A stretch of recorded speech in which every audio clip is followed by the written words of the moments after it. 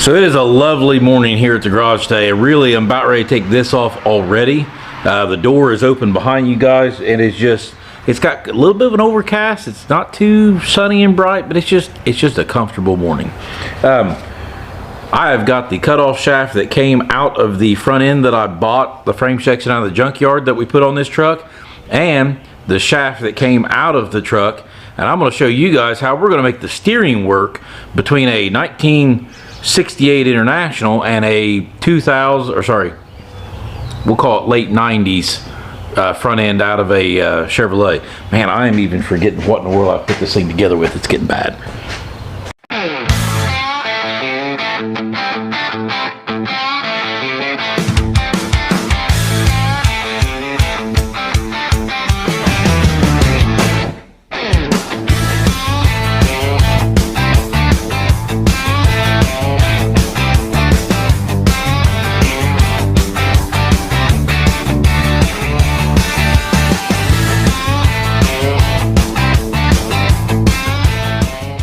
So like I said, this is, and if you look, you can see the chamfered in there, the place for the grease, and that's where they cut it off or came out of the other shaft it was locked into.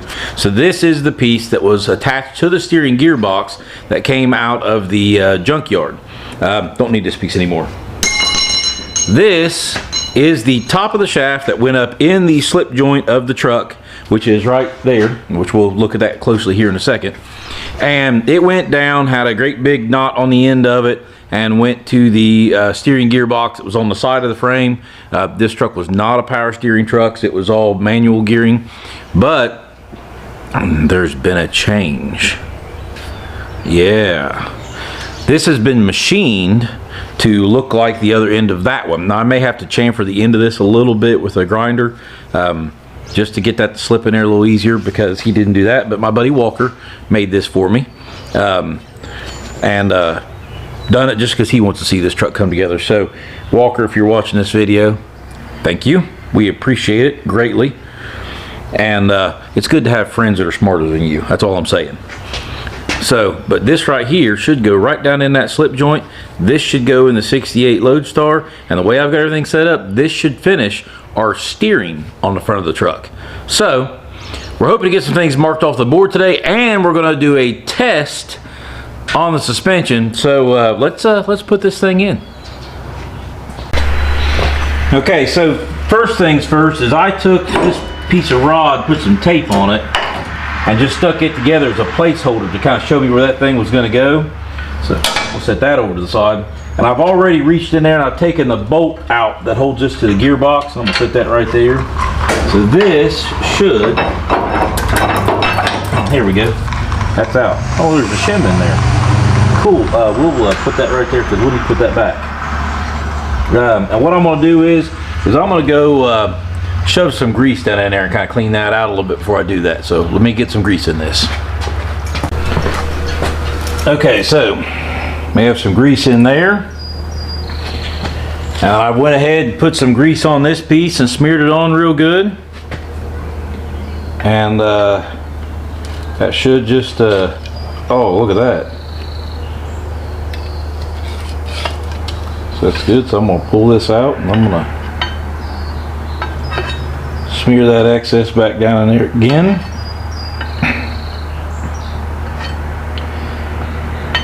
And try and keep as much grease in there, traveling down. We'll make sure that thing slips good here, which it's doing pretty good right now. Yeah, so that's got a real good, easy slip to it.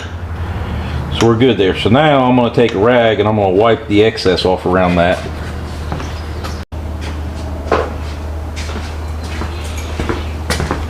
Okay, I've got the excess wiped off. That thing's slipping really easy. So, with that being said, now I've got the wheel turned where it's pretty straight.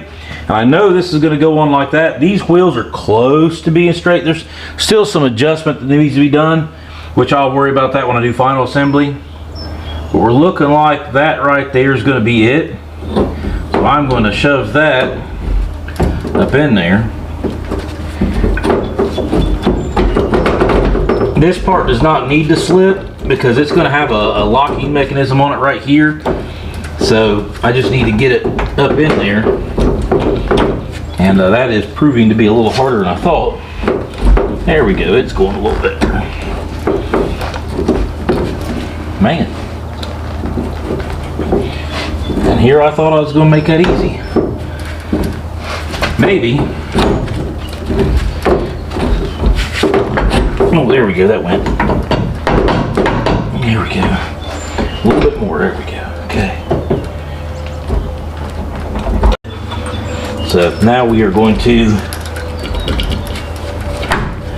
put that down there. I want to leave some slip here. It won't need much. The body and everything shouldn't change, and I want to leave as much shaft down there as possible. That right there is about, I'll call that 3/8 half inch of slip. That should be plenty. And then when I put this together for final, I'll clamp that piece on there, which I've got it sitting over here. I'll show you. This right here is the piece that goes on there. It's actually a hex-shaped U-bolt kinda. And then this right here, which would go on there beforehand because it has to go on the shaft before. And that'll sit on there, that'll clamp down. That will hold this shaft in place, and that will connect there. So now, let's see how well the steering wheel works.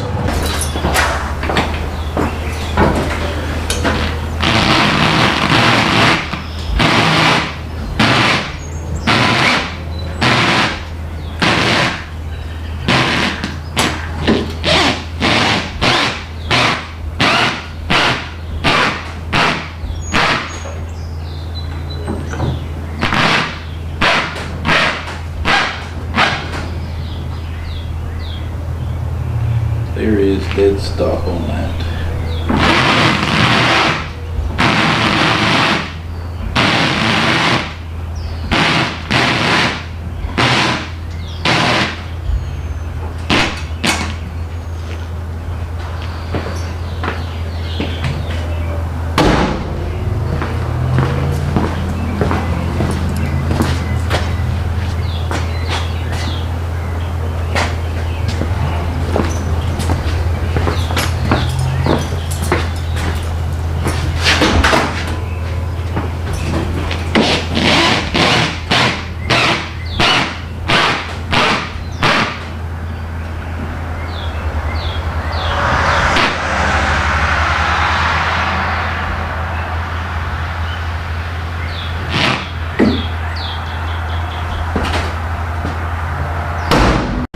So other than some atrocious alignment issues, because, hold on, let me see.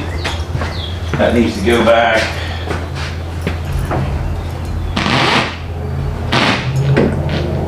Kind of straight. I don't know about the other side here. Yeah, it's definitely not in good alignment. We'll worry about that later. But other than some alignment issues and doing some tidy-up finishing, but that right there will work. So we got steering. Let's test the suspension. So I have made myself a little contraption here, and I've just tied the two of them together. Deal is they're balanced right now. Everything's going through 1/4 inch air line, and I'm filling up the Schrader valve, which is really slow compared to what it's going to be. But we're going to go with this. So Kagan, stand back here. There's a lot of hot air moving around. A lot of hot air moving around, compressed air.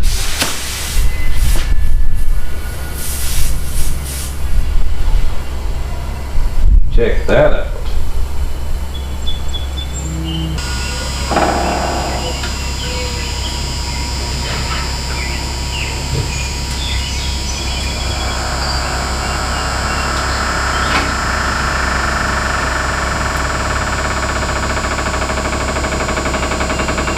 That right there is well above ride height, I think. We'll go a little higher.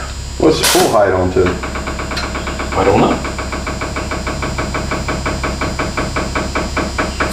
Let me check see how much air we got in it. According to the gauge, it says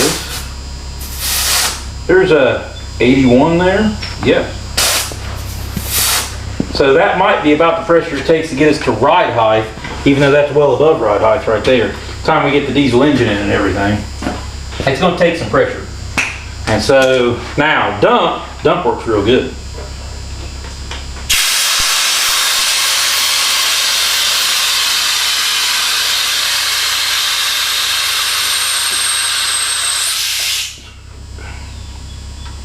Pretty slick. So now I'm gonna air it back up to about 70 PSI, because that's kind of where I want to test at. And then we'll test.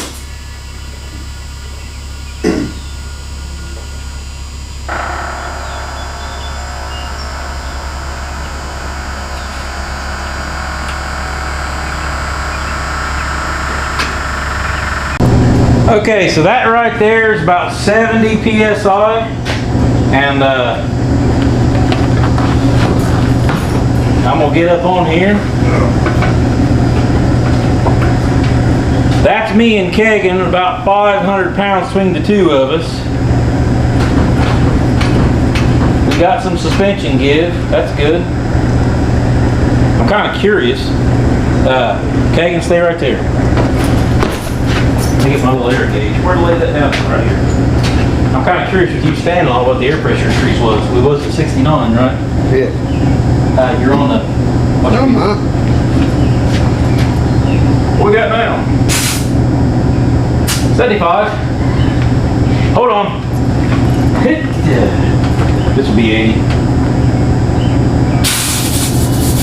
No. Something's not right. 75. So it didn't change much. That's good. That means a little bit of load would be about 75, which means 80 with a little bit more load, because that's 500.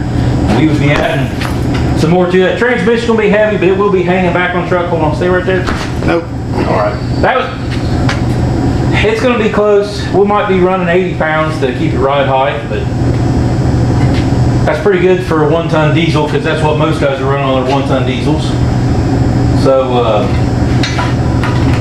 yeah, let's, I guess let's look at the whiteboard.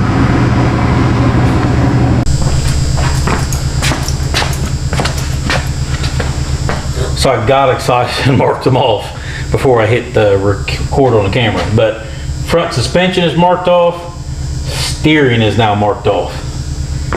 So the suspension and the steering work. And now we're going to spend some serious time on the firewall. And then after that, the radio. That's not a priority. It's over here in red. Oh, I gotta mark off something. What? We're about halfway done with the paint, so we just gotta mark the How are we halfway done with the paint? We ain't.